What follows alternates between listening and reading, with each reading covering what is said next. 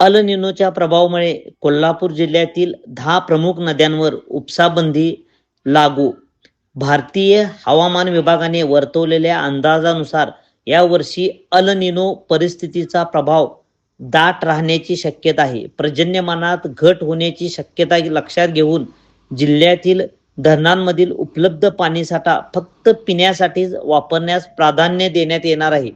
त्यामुळे जिल्ह्यातील पंचगंगा, भोगावती, दूधगंगा, वारणा, तुळशी, कासारी, कडवी, कुंभी, धामणी आणि जांभळी या नद्यांच्या दोन्ही तीरावरतील पाणी उपसा करणाऱ्या उपसा यंत्रणा बंद करण्यात येणार आहेत. त्यामुळे कोल्हापूर जिल्ह्यात यापुढे फक्त नदीतील पाणी पिण्यासाठीच उपयोगात आणले जाणार आहे. जर कोणी या आदेशाचे उल्लंघन करून उपसा केल्यास त्याचा उपसाधारकाचा परवाना 1 वर्षासाठी रद्द करण्यात येणार असल्याचे पाटबंधारे विभागाने कळवले आहे.